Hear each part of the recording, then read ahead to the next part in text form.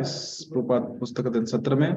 और हम पढ़ रहे हैं आज नई पुस्तक जिसका नाम है श्री उपदेशामृत।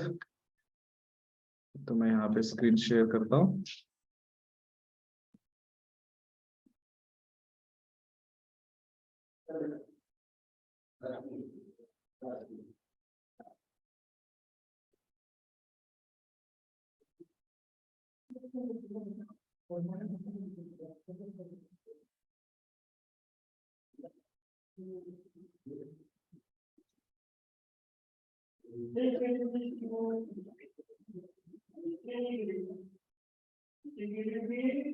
तो पुस्तक हम शुरू कर रहे हैं, ये है श्लोकोपदेशामृत और इंग्लिश में इसका नाम है नेक्टर ऑफ इंस्ट्रक्शन।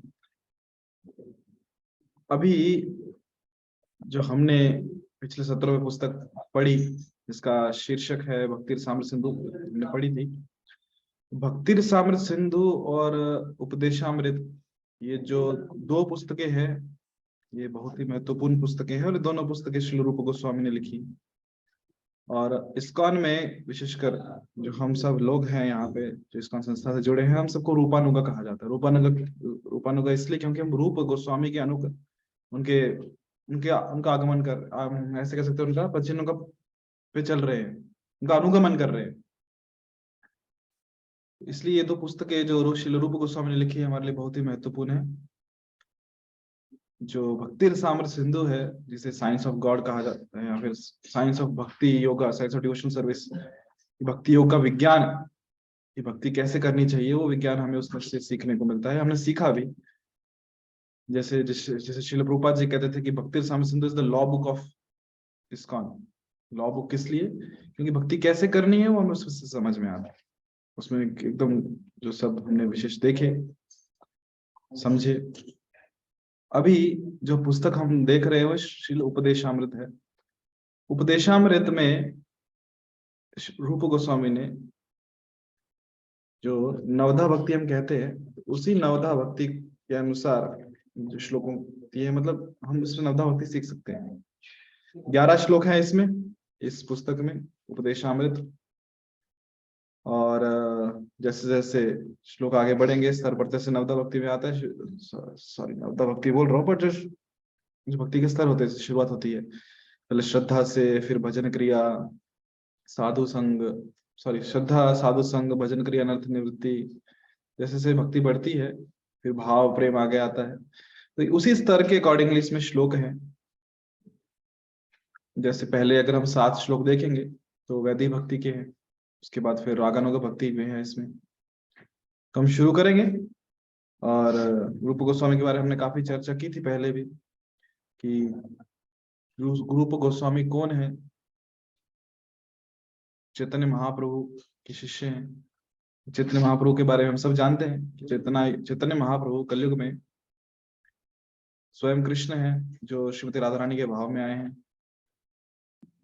और चैतन्य महाप्रभु ने कुछ अधिक पुस्तकें नहीं लिखी, उन्होंने केवल शिक्षाष्टकम हमें दिया है। वो भी उन्होंने नहीं लिखा, उन्होंने केवल बोले थे, भक्तों से संग्रह किया है। तो ये 8 शिक्षाष्टकम जो अष्टकम है, चैतन्य शिक्षाष्टकम, ये दिया है उन्होंने। और बाकी जो ज्ञान है उन्होंने अपने शिष्यों को दे दिया और शिष्यों ने फिर उसे लिखित स्वरूप प्रदान किया। तो वाराणसी का दशाश्वमेध घाट जो है, उस घाट पे रूप गोस्वामी को चैतन्य महाप्रभु ने शिक्षा दी थी। और वही रूप गोस्वामी ने फिर आगे चल के जितने भी शास्त्र हैं उनमें से सब सार निकाल के कि भक्ति योग में कैसे वृद्धि हो, ग्रंथ लिखे। तो बहुत सारे ग्रंथ लिखे रूप गोस्वामी ने, और उसमें से जो विशेष है वो है उपदेशामृत और भक्ति रसामृत सिंधु, जिसका हम अध्ययन कर रहे हैं। और उपदेशामृत जो ग्रंथ है ये बहुत ही विशेषकर भक्ति में, जीवन में भक्त के लिए बहुत ही लाभदायक है। भक्ति का विज्ञान हमने सीखा भक्ति रसामृत सिंधु से, पर जब भक्ति हम कर रहे हैं तो क्या क्या चीजें करनी चाहिए, क्या चीजों से बचना चाहिए, साधन भक्ति कैसे होती है, वैदिक भक्ति कैसे करनी है, वो एकदम गूढ़ रहस्य हमें उपदेशामृत में समझने को मिलेंगे। जैसे एक वैष्णव सॉन्ग भी है, ओहे वैष्णव ठाकुर दयार सागर, ए दासे करुणा करी। उसमें उसकी कुछ लाइनें हैं, छय बेग दमी, छय दोष छोधी, छय गुण देहो दासे, छह सत संग देहाए हमारे बोशे जी संगेर आशे। तो ये जो बात हो रही है, ये जो नरोत्तम ठाकुर कह रहे हैं, ये जो वैष्णव गीत उन्होंने लिखा है, तो ये उपदेशामृत के आधार पर ही लिखा है। छह दोष शोधी, छह कौन से दोष हैं जिनका शुद्धिकरण करना है, कौन से छह गुण चाहिए मुझे, कौन से वो छह तरीके हैं जिनके द्वारा भक्तों से आदान प्रदान करूं, भक्तों के संग में रहूं। ये सब चीजें रूप गोस्वामी, सॉरी, नरोत्तम दास ठाकुर ने इसी पुस्तक में से ली हैं। तो उसके ऊपर हम चर्चा करेंगे जैसे जैसे श्लोक आगे बढ़ेगा। तो सबसे आग्रह है, प्रार्थना है कि आप इस ग्रंथ का ध्यान पूर्वक इसको पढ़ें, समझें, क्योंकि बेशक ये जो पुस्तक है इसमें केवल 11 श्लोक है, दिखने में बहुत छोटी है, परंतु ये पुस्तक यदि समझ में आ गई, विशेषकर जो पहले 6 श्लोक है, भक्ति हमारे लिए बहुत सरल हो जाएगी, बहुत सरल हो जाएगी। छोटे छोटे श्लोक है, ज्यादा बड़े नहीं है, ज्यादा क्लिष्ट नहीं है, और इन छोटे से श्लोकों में रूप गोस्वामी ने ऐसा ज्ञान का भंडार दिया है कि वो श्लोक किसी तरह हमारे, जैसे उर्दू में कहते हैं, जहन में घुस गए, हमें समझ में आ गए, तो भक्ति बहुत सरल हो जाएगी और हम बहुत ही प्रामाणिकता से भक्ति कर पाएंगे, उसके प्रभाव हमें दिखने लगेंगे। तो हम शुरू करते हैं, आमुख से शुरू करेंगे। रूपा जी ने इस पुस्तक के बारे में बहुत महत्वपूर्ण बातें बताई है, और फिर हम धीरे धीरे आगे बढ़ते हैं पहले श्लोक की तरफ, रूप गोस्वामी हमें क्या बता रहे हैं। तो मैं तो यही कहूंगा कि आप हर रोज इसका, ठीक है, आपको पुस्तक भी पीडीएफ में मिल जाएगी, उसका अध्ययन कीजिए और डेली अटेंड कीजिए जैसे जैसे क्लासेस हो रही है, कि सच में ये पुस्तक बहुत ही पावरफुल पुस्तक है, भक्तों के लिए बहुत ही इफेक्टिव पुस्तक है। इसके लाभ बहुत हैं, जब हम इसे पढ़ेंगे तो हम समझ पाएंगे कि सच में हम तो इतने दिनों से कह रहे हैं कि हम भक्त हैं, हम भक्त हैं, हम भक्ति कर रहे हैं, पर क्या सच में हम भक्ति कर रहे हैं या केवल अपने आप को धोखा दे रहे हैं। तो हम शुरू करते हैं इस पुस्तिका को। मैं यहाँ पे स्क्रीन शेयर करता हूँ।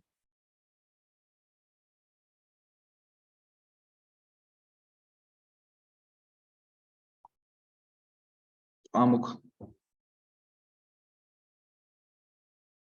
कृष्ण भावनामृत आंदोलन श्रील रूप गोस्वामी की अध्यक्षता में संचालित होता है। गौड़ीय वैष्णव या बंगाली वैष्णव अधिकांशतः श्री चैतन्य महाप्रभु के अनुयायी हैं, जिनमें से वृंदावन के षड गोस्वामी उनके प्रत्यक्ष शिष्य हैं।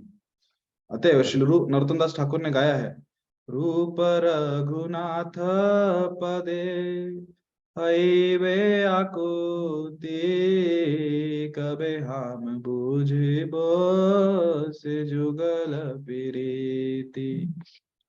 जब मैं गोस्वामियों द्वारा प्रदत्त साहित्य को समझने के लिए उत्सुक होऊंगा, तभी मैं राधा कृष्ण के दिव्य प्रेम व्यवहार को समझने में समर्थ हो सकूंगा। वही जो हम चर्चा कर रहे थे, ये रूप गोस्वामी की अध्यक्षता में ये पूरा कृष्ण भावनामृत आंदोलन चल रहा है। और जितने भी गौड़ीय वैष्णव हैं, केवल इस्कॉन ही नहीं, जो पूरा गौड़ीय वैष्णव है, गौड़ीय मतलब जो गौर देश से आए हैं, या फिर हम ऐसे कहते हैं जो गौरांग महाप्रभु के अनुयायी हैं, जितने बंगाली वैष्णव सब अधिकता चैतन्य महाप्रभु के ही शिष्य हैं, उन्हीं के अनुयायी हैं। और जिसमें से विशेषकर जो वृंदावन के षड गोस्वामी हैं, उनके प्रत्यक्ष शिष्य हैं। षड गोस्वामी कौन? रूप गोस्वामी, सनातन गोस्वामी, भट्ट गोस्वामी, गोपाल भट्ट गोस्वामी, जीव गोस्वामी, रघुनाथ भट्ट गोस्वामी, रघुनाथ दास गोस्वामी, हो गए जी। श्री रूप सनातन भट्ट रघुनाथ, श्री जीव गोपाल भट्ट दास रघुनाथ। तो ये 6 गोस्वामी हैं, तो प्रत्यक्ष शिष्य हैं उनके, चैतन्य महाप्रभु के। तो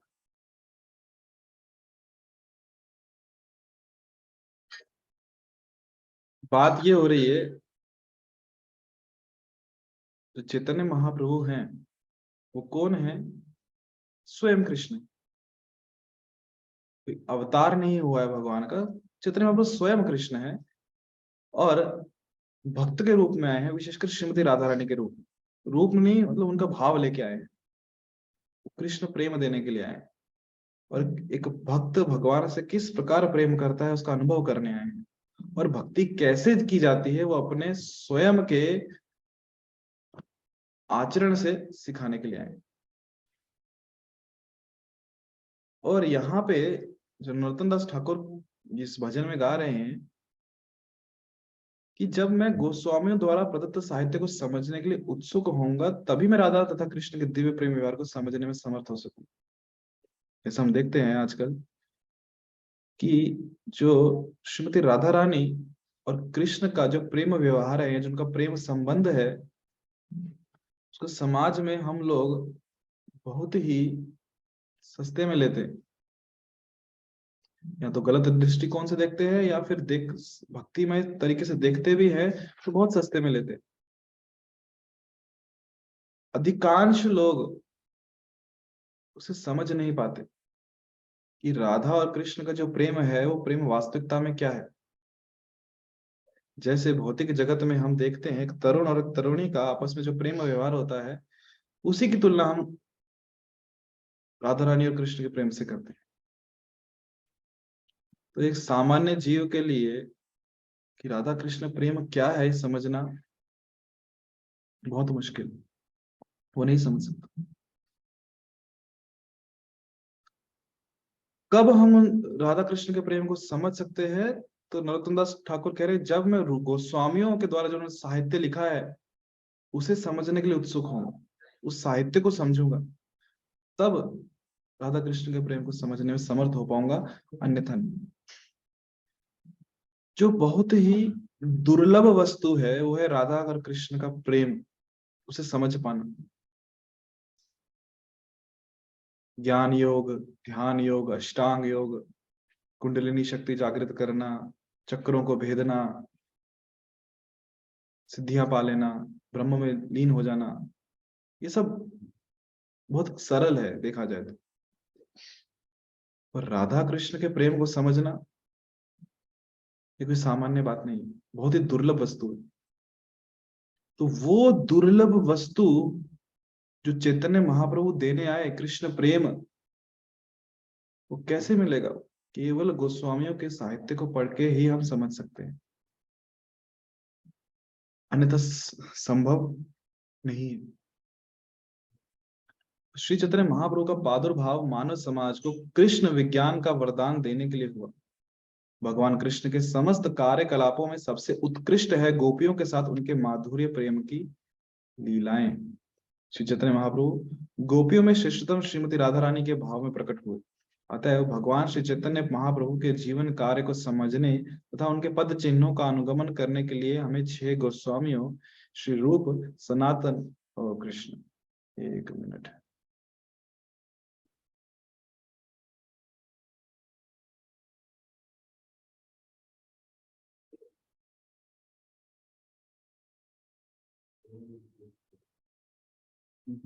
क्षमा कीजिएगा।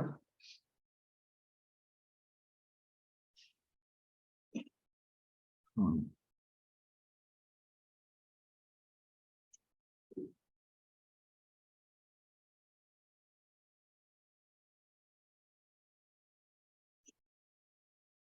यस। श्री रूप, सनातन भट्ट रघुनाथ, श्री जीव गोपाल भट्ट तथा दास रघुनाथ का अत्यंत गंभीरता पूर्वक अनुसरण करना चाहिए। क्या कह रहे हैं यहाँ पे कि जो भगवान की लीला है उसमें सबसे उत्कृष्ट, सबसे उच्चतम लीला कौन सी है? जग जाहिर है कि जो भगवान ने गोपियों के साथ लीलाएं की, सबसे उत्तम लीलाएं हैं। तो ही हाँ, तो सबसे श्रेष्ठ है, परंतु समस्या ये है कि हमारी जो बुद्धि है वो उतनी श्रेष्ठ नहीं है, उतनी शुद्ध नहीं है, पवित्र नहीं है कि हम उतनी श्रेष्ठ लीलाओं को समझ पाए। और चैतन्य महाप्रभु जो है उसी जो भाव है, जो गोपियों का भाव है, प्रेम है कृष्ण के प्रति, उसी भाव में प्रकट हुए। विशेषकर गोपियों में भी जो सबसे उच्चतम गोपी, सबसे श्रेष्ठ गोपी श्रीमती राधा रानी, उनके भाव में प्रकट हुए। इसलिए चैतन्य महाप्रभु के जो जीवन कार्य को समझने तथा उनके पद चिन्हों का अनुगमन करने के लिए, कि यदि हम भी चाहते हैं कि जो चैतन्य महाप्रभु प्रेम देने के लिए आए, या फिर उन्होंने जब जो उनका लीलाएं जो उन्होंने इस धरातल पे की, उसको हम समझ पाए कि वो क्या कार्य करते थे, क्या लीलाएं करते थे, तो सीधा नहीं समझ सकते। उसके लिए हमें जो 6 गोस्वामी, षड गोस्वामी, रूप, सनातन, भट्ट, रघुनाथ, जीव गोस्वामी, गोपाल भट्ट गोस्वामी तथा रघुनाथ दास गोस्वामी, इनका अत्यंत गंभीरता पूर्वक अनुसरण करना चाहिए। शब्द की तरफ ध्यान दीजिए, क्या कह रहे हैं? अनुसरण करने चाहिए। 2 शब्द होते हैं, एक होता है अनुकरण करना और दूसरा होता है अनुसरण करना। तो प्रभुपाद जी ने यहाँ पे जो शब्द का उपयोग किया है वो कहा है अनुसरण करना चाहिए। अनुकरण मतलब, अनुकरण मतलब कि जैसे जो व्यक्ति कोई कार्य कर रहा है, यदि हम उसका अनुकरण कर रहे हैं, मतलब वो व्यक्ति जो कार्य कर रहा है हम वैसे का वैसा कर रहे हैं। उसके पीछे क्या हेतु था कुछ समझना नहीं, बस उसने कार्य किया तो मुझे भी करना, तो क्या अनुकरण कर। अनुसरण करना मतलब कि उस व्यक्ति ने जो आदेश दिया है करने के लिए, हम वो करेंगे, आज्ञा का पालन करेंगे, वो है अनुसरण। जैसे उदाहरण के लिए अभी जहां पे जब बात आ रही है, श्रील प्रभुपाद जी कह रहे हैं कि हमें गोस्वामियों का अनुसरण करना है। कैसे? गंभीरता पूर्वक, अत्यंत गंभीरता पूर्वक। गोस्वामी गण वृंदावन में रहते थे और क्या करते थे? कुछ विशेष वस्त्र नहीं, जो कचरे कूड़े में जो वस्त्र कोई लोग फेंक देते हैं, ऐसे ही कपड़ा उठाया और अपना अंग ढक लिया, ये उनके वस्त्र। और उपवास करते थे। और रोज, विशेषकर सनातन गोस्वामी, गोवर्धन परिक्रमा करते थे। रोज लगभग कितना? 128 माला नाम जप करना। यदि हम सच में आज की डेट में गोस्वामी का अनुकरण करने लगेंगे ना, तो मर जाएंगे। वो तपस्वी जीवन जीते थे वो। तो इसलिए प्रभुपाद जी कह रहे, प्रभुपाद जी ने यहाँ अनुकरण शब्द का उपयोग नहीं किया। प्रभुपाद जी कह रहे हैं अत्यंत गंभीरता पूर्वक उनका अनुसरण करना चाहिए, कि जो उन्होंने उनके पुस्तकों के माध्यम से जो आदेश दिए हैं उनका पालन करना चाहिए। और कैसे कह रहे प्रभुपाद? केवल गंभीरता पूर्वक नहीं कह रहे अत्यंत गंभीरता पूर्वक अनुसरण करना चाहिए। यही उपदेशामृत में क्या है? 11 श्लोक रूप गोस्वामी के उपदेश हैं, इंस्ट्रक्शंस हैं कि ऐसे करो भक्ति। श्री रूप गोस्वामी सभी गोस्वामियों के नायक थे, लीडर थे। उन्होंने हमारे कार्यकलापों का मार्गदर्शन करने के लिए तथा अनुसरण हेतु हमें यह श्री उपदेशामृत प्रदान किया है। जब एक स्थान से दूसरे स्थान जाना होता है तो गुरु की आवश्यकता पड़ती है, एक मार्गदर्शक की आवश्यकता पड़ती है कि हम यहाँ से वहां कैसे जाएं। इवन जब इंडियन क्रिकेट टीम या कोई भी क्रिकेट टीम या boxing team, hockey team, football team, जो कुछ गेम भी खेलते हैं, हालांकि इतने सालों से खेल रहे हैं, एक्सपर्ट है, वर्ल्ड कप लेके आए, फिर भी उन्हें कोच की आवश्यकता पड़ती है। कैसे खेलना है, मार्गदर्शन की आवश्यकता पड़ती है।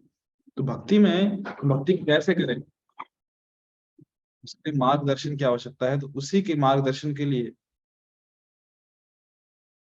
कौन है? श्री रूप गोस्वामी, जिनका हम अनुगमन कर रहे हैं, जिनका अनुसरण कर रहे हैं। उन्होंने ही हमें उपदेशामृत प्रदान किया है। जिस प्रकार श्री चैतन्य महाप्रभु अपने पीछे शिक्षा अष्ट नामक से 8 श्लोक छोड़ गए थे, उसी तरह श्री रूप गोस्वामी ने हमें श्री उपदेशामृत प्रदान किया है, जिससे हम शुद्ध वैष्णव बन सके। आज ही एक भक्त पूछ रहे थे कि जब भक्ति करने के बाद वो विकार जब आते हैं, अष्ट सात्विक विकार, आंखों से आंसू आना, फिर रोमांच हो उठना, शरीर कांपने लगना, जमीन पे लोटपट होना, ये भक्त के जो भक्त होने के भाव जो है उत्पन्न होते हैं भक्ति में, वो कब उत्पन्न होते हैं? जब हम शुद्ध वैष्णव बन जाए, शुद्ध भक्त बन जाए। वो शुद्ध भक्त कैसे बनेंगे? ये रहा उपाय, छोटा सा श्री उपदेशामृत, 11 श्लोक केवल, विशेषकर पहले 6-7 श्लोक। समस्त आध्यात्मिक कार्यों में मनुष्य का पहला कर्तव्य अपने मन तथा इंद्रियों को वश में करना है। ये पहला कर्तव्य। ठीक है, कोई भी आध्यात्मिक कार्य रहे, पहला क्या है, अपने मन और इंद्रियों को वश में करो। मन तथा इंद्रियों को वश में किए बिना कोई भी व्यक्ति आध्यात्मिक जीवन में प्रगति नहीं कर सकता। शुरुआती यहां से। तो क्या हम आध्यात्मिक जीवन में प्रगति करना चाहते हैं? तो पहला कौन सा टेस्ट है कि अपना मन और इंद्रियों को वश में करना। नहीं हो रहा तो प्रगति नहीं होगी। बहुत बार हमें ये भी नहीं पता होता कि हमारा मन और इंद्रियां हमारे वश में हैं या नहीं। हम तो यही कहते हैं हम हमारे मन के मालिक हैं, जैसा मन में आए वैसा करते। नहीं, हम मन को नहीं नचाते, मन हमें नचाता है। मन को जब कुछ लगता है कि कुछ अच्छा खाना है, पाँव को आदेश देता है, वो लेके जाते हैं। जब हम मन और इंद्रियों को वश में करने का प्रयास करने लगते हैं तब समझ में आता है, हाँ, मन और इंद्रियां मेरे वश में नहीं है, बल्कि मैं मन और इंद्रियों के वश में हूँ।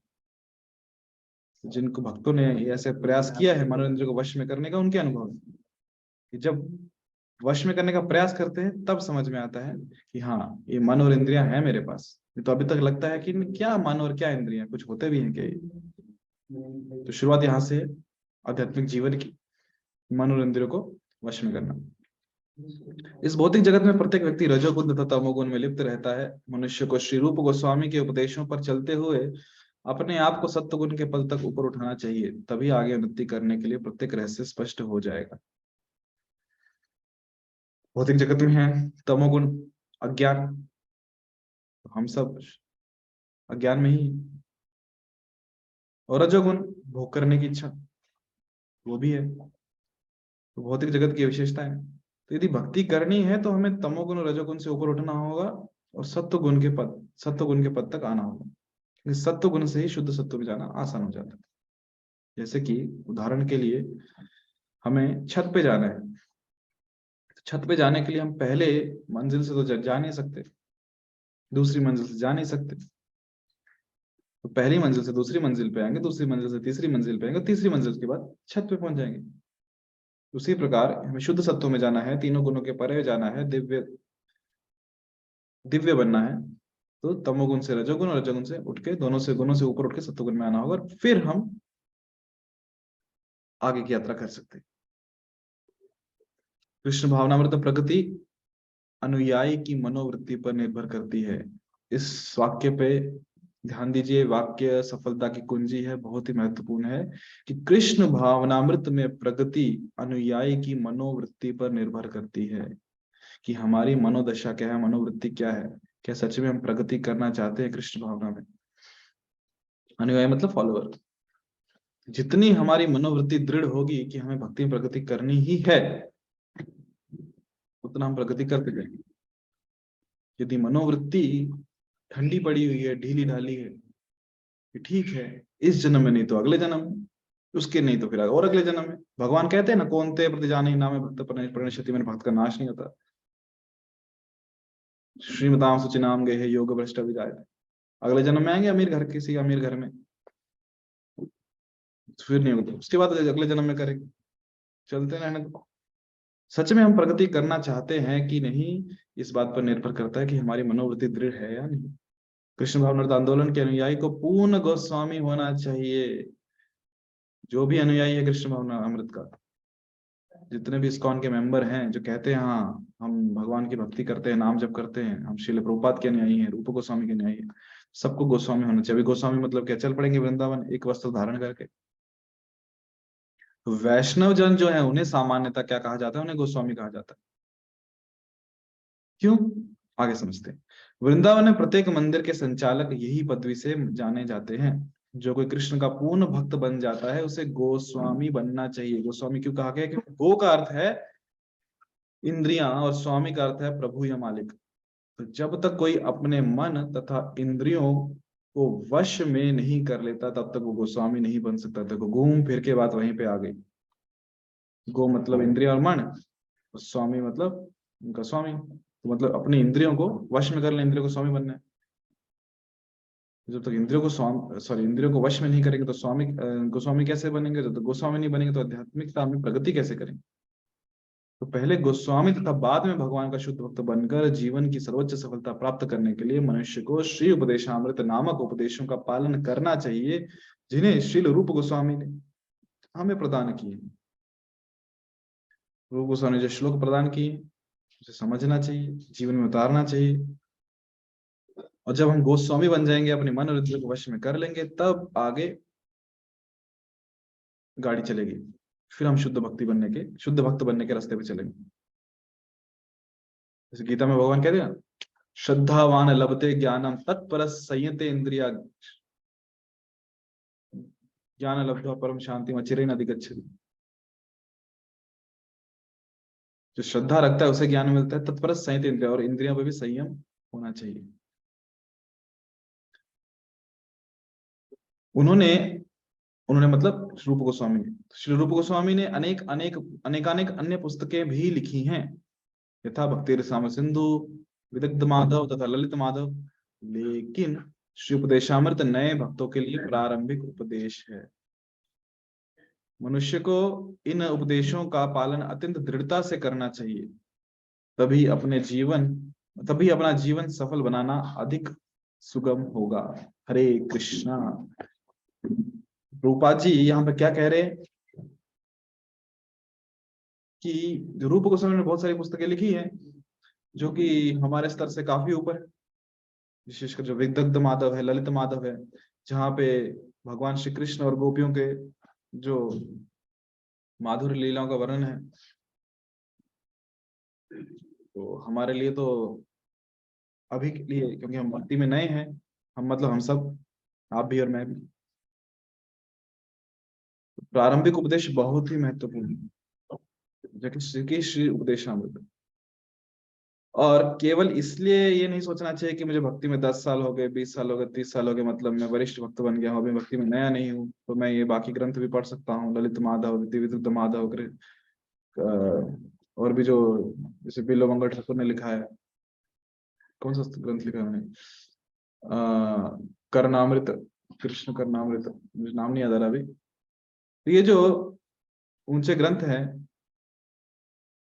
इनका जो पढ़ने के लिए हमें पहले ये नहीं सोचना चाहिए कि काफी साल हो गए हम इन्हें पढ़ सकते हैं, नहीं।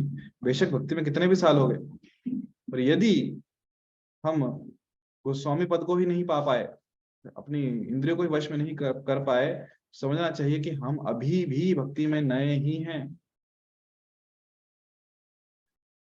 तो मनुष्य को इन उपदेशों का पालन दृढ़ता पूर्वक करना चाहिए। कितने भी हम भक्ति में कितने साल हो जाएं, यदि अभी भी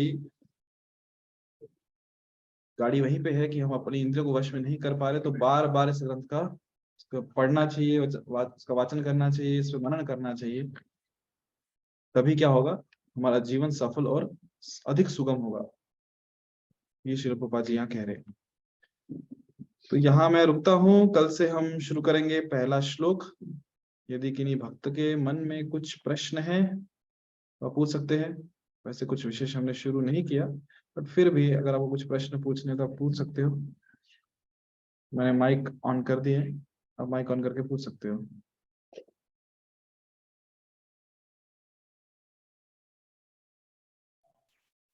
हरे कृष्ण प्रभु जी। हरे कृष्ण, दंडवत माता जी। 1 मिनट है, जस्ट वेट 1 मिनट, में हेडफोन लगा लेता हूँ, आवाज अच्छे से सुनाई देगी। जी बोलिए। प्रभु जी, मनोवृत्ति प्रवृत्ति, आप या तो रूम से, आप हरे कृष्ण, आप रूम से बाहर आइए, आपका इको आ रहा है।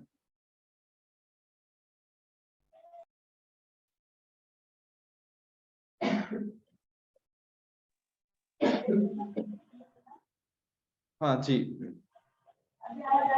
हाँ आवाज आ रहा है, बस थोड़ा सा इको का इशू है, बोलिए।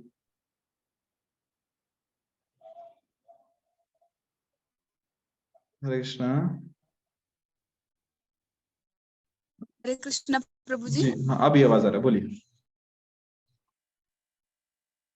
हाँ, प्रभु जी, मनोवृत्ति प्रवृत्ति, इसको थोड़ा सा डिटेल में बता सकते हैं क्या, और उसमें सुधार कैसे करना चाहिए? तो मनोवृत्ति मतलब मन की क्या दशा है, क्या भाव है। कि जो जैसे प्रभुपाद जी कह रहे हैं कि जो कृष्ण भावना में प्रगति अनुयायी की मनोवृत्ति पर निर्भर करती है, उसकी मनोवृत्ति कैसी है। प्रवृत्ति मतलब आप कह सकते हो व्यक्ति का स्वभाव कैसा होता है। प्रवृत्ति का मतलब हर की सबका अपना नेचर होता है, अपना स्वभाव होता है, उसकी प्रवृत्ति है। प्रवृत्ति पे ज्यादा चर्चा नहीं करेंगे, चर्चा करेंगे मनोवृत्ति के ऊपर कि मेरी मनोवृत्ति कैसी है कि मैं भक्ति प्रगति करूं, और क्या मैं उसको उतनी दृढ़ता से कर रहा हूँ या उसको इतना ढीले से ले रहा हूँ। अभी बात प्रश्न जो आपने पूछा कि क्या प्रश्न है, दूसरा प्रश्न क्या था? सुधार कैसे लाए? जी हाँ, मनोवृत्ति सुधार कैसे प्रवृत्ति। लाए? हाँ, सुधार कैसे लाए? तो मनोवृत्ति पे सुधार लाने के लिए हमें ग्रंथ पढ़ने होंगे। सिंपल भाषा में, जिनकी मनोवृत्ति सुधरी हुई है, जिनकी मनोवृत्ति उच्च दर्जे की है, जो अत्यंत गंभीरता पूर्वक भक्ति का अभ्यास कर रहे हैं, ऐसे भक्तों का संग करेंगे तो हमारी भी मनोवृत्ति में लाभ होगा। और यहाँ पे श्रील प्रभुपाद जी विशेष रूप से अपना संग दे रहे हैं हमें पुस्तकों के माध्यम से, तो इनका संग हमें अवश्य करना चाहिए यदि हम हमारी मनोवृत्ति में सुधार लाना चाहते हैं। बहुत बार ऐसा होता है, हम नाम जप करते हैं, हम प्रवचन भी सुनते हैं, परंतु पुस्तकों को हाथ नहीं लगाते। ये बहुत ही एक कह सकते हैं खतरनाक बात है, या फिर हम आलस कहें, या अच्छी बात नहीं है, क्योंकि हम बहुत कुछ खो रहे हैं यदि हम प्रभुपाद की पुस्तकों हाथ नहीं लगा रहे। क्योंकि श्रील प्रभुपाद जी ने जो अपनी पुस्तकों में दिया है वो हमें,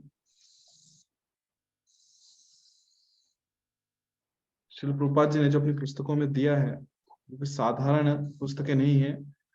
कहते हैं श्रील प्रभुपाद जी कहते थे, पर्पट्स जो प्रभुपाद दिए हैं ये क्या है, उनकी डिवाइन एक्सटेसीज है। जो उनका प्रेम है श्रील प्रभुपाद जी का भगवान कृष्ण के प्रति, वो प्रेम है श्रील प्रभुपाद जी ने अपनी पुस्तकों के माध्यम से, अपने तात्पर्य के माध्यम से, भक्तिवेदांत तात्पर्य के माध्यम से हमें दिया। हम यदि चाहते हैं कि हमारी मनोवृत्ति में सुधार आए, हम शुद्ध भक्त बने, तो हमें शुद्ध भक्तों का संग लेना होगा। और श्रील प्रभुपाद जी से बड़ा शुद्ध भक्त कौन अवेलेबल है? बेशक प्रभुपाद जी आज इस धरातल पे नहीं है भौतिक रूप से, उनका शारीरिक रूप से, परंतु पुस्तकों के माध्यम से वो आज भी हमारे बीच में है। तो हमें श्रील प्रभुपाद जी का संग लेना चाहिए, उनकी पुस्तकों को पढ़ के, उनका अध्ययन करके। हाँ, और विशेषकर जो जीवित भक्त हैं, जो उनके अनुयायी हैं, तो उनका संग करके। इन सिंपल भाषा में कि भक्ति में सुधार चाहिए तो जिनकी भक्ति सुधरी हुई है उनका संग कीजिए। सिंपल आंसर है। जैसे कहते हैं ना कि मुझे अगर डॉक्टर बनना है तो मैं क्या करूंगा, तो मैं उसके पास जाऊंगा जो ऑलरेडी डॉक्टर है। मुझे यदि अच्छा इंजीनियर बनना है तो क्या करूंगा, उसके पास जाऊंगा जो ऑलरेडी इंजीनियर है, उससे सीखूंगा। मुझे अच्छा कुक बनना है तो क्या करूंगा, जो ऑलरेडी कुक है, बेस्ट शेफ है, उसके पास जाऊंगा, उससे सीखूंगा। तो मुझे वैसे ही यदि भक्ति सुधार चाहिए, मुझे मेरी भक्ति में प्रगति चाहिए, क्या करूंगा, जो भक्त है उसके पास जाऊंगा, उसका संग करूंगा। विशेषकर सबसे इंपॉर्टेंट चीज मैं जो यहाँ कहूंगा वो ये है कि पुस्तक, श्रील प्रभुपाद की पुस्तकों का अध्ययन। जो व्यक्ति हर रोज श्रील प्रभुपाद जी की पुस्तकों का अध्ययन करता है, डेफिनेटली उसकी मनोवृत्ति में सुधार होते ही रहता है, उसकी भक्ति में अधोगति नहीं होती, क्योंकि हमेशा वो प्रभुपाद जी के संग में। जी यस, धन्यवाद प्रभु जी। Hare Krishna. Thank you so much. Hare Krishna, welcome माता जी। और कोई प्रश्न के नहीं भक्तों का? हरे कृष्णा प्रभु जी, दंडवत प्रणाम। प्रभु जी, वो 6 गोस्वामियों के बारे में पूछना था, मतलब उनके बारे में थोड़ा बताए कि मतलब वो चैतन्य महाप्रभु जी ने उन्हें स्वयं चुना, क्या वो चैतन्य महाप्रभु जी के अनुयायी थे? जी, षड गोस्वामी गण जो है, विशेषकर रूप गोस्वामी, वो रूप मंजरी है आध्यात्मिक जगत में। तो ये जो भक्त हैं, जब जैसे भगवान जब आते हैं तो अकेले नहीं आते, अपने पार्षदों को साथ में लेके आते हैं। तो कृष्ण यहाँ पे आए हैं तो अपने सभी पार्षदों को पूरा धाम लेके आते हैं। तो वैसे चैतन्य महाप्रभु अपनी लीला में सबको लेके आए हैं। तो रूप गोस्वामी है, सनातन गोस्वामी है, गोपाल भट्ट गोस्वामी है, जीव गोस्वामी है, तो ये सब भगवान की लीलाओं में जो गोलोक धाम है उनके पार्षद हैं। और यहाँ पे आए हैं उनकी लीला में भाग लेने के लिए। तो यहाँ पे अलग अलग देश में क्या बोलते हैं प्रदेश प्रदेश प्रदेश, हाँ प्रदेश बोल सकते हो आप, जैसे प्रांत बोले मतलब, हाँ जैसे कोई उड़ीसा में, कोई साउथ इंडिया में, अलग अलग देश में, सॉरी अलग अलग प्रदेश में वो आए, पर सब पहले से कृष्ण भक्त थे। जब इनका हम हिस्ट्री पढ़ेंगे, सब पहले से ही भगवान के पार्षद हैं, उनके जो गोलोक धाम में उनकी लीला में संग लेते हैं, संग करते हैं, और वही यहाँ पे आए हैं, और उन्हीं के माध्यम से चैतन्य महाप्रभु ने हमें सब एक ज्ञान दिया है। ये सब इसका वर्णन है कि जैसे रूप गोस्वामी एक मंजरी है, सनातन गोस्वामी मंजरी है। मंजरी अर्थात कौन, कि भगवान श्री कृष्ण की सेवा कौन करते हैं, श्रीमती राधा रानी को कौन असिस्ट करती है, सखियां जो है, सखियों को कौन असिस्ट करता है, ये मंजरी है। तो ऐसे ये पूरी श्रृंखला है जी। जी। अभी समय कम है, नहीं तो फिर मतलब कभी अलग अलग प्रांत, मतलब ये जो गोस्वामी थे, जो मतलब अलग अलग प्रांत में उनका जन्म हुआ होगा, मुझे नहीं पता उनके बारे में हिस्ट्री। तो वो फिर चैतन्य महाप्रभु से मिलके फिर उन्होंने ये भगवान के नाम का प्रचार किया, ऐसा बोलना चाहते हैं आप? जी जी जी जी। अभी समय कम है, फिर कभी एक एक गोस्वामी का जो हिस्ट्री है वो एक अद्भुत है, बहुत ही रोमांचित है, किस प्रकार वो भक्ति में आए, चैतन्य महाप्रभु के संपर्क में आए, फिर कभी चर्चा जी करेंगे जी जी। जी प्रभु, धन्यवाद प्रभु। हरे कृष्ण। हरे कृष्ण। विशेषकर चैतन्य महाप्रभु ने ही उन्हें आदेश दिए थे 6 गोस्वामियों को कि आप प्रचार कीजिए, आप वृंदावन में जाइए और ग्रंथों को पढ़िए, उनका सार निकालिए, और जो विशेषकर जो जी धाम, वृंदावन धाम में अलग अलग स्थल हैं जहाँ पे भगवान कृष्ण ने लीलाएं की हैं, उनको पुनः उजागर कीजिए। जी प्रभु। हाँ, ये सुना था मैंने कि मतलब चैतन्य महाप्रभु जी ने उन्हें आदेश दिया था, लेकिन उनके बारे में मुझे ज्यादा नहीं पता, तो इसलिए अच्छा हाँ, चेतन चेतावत पढ़ेंगे हम, तो चेतन चेतावत में सबका वर्णन है, तो और डिटेल में समझ में आएगा। जी प्रभु, धन्यवाद प्रभु। हरे कृष्ण। कल हम शुरू करेंगे पहला श्लोक, वाचो वेगम मनसा क्रोध वेगम। तो कल मिलते हैं 7 बजे।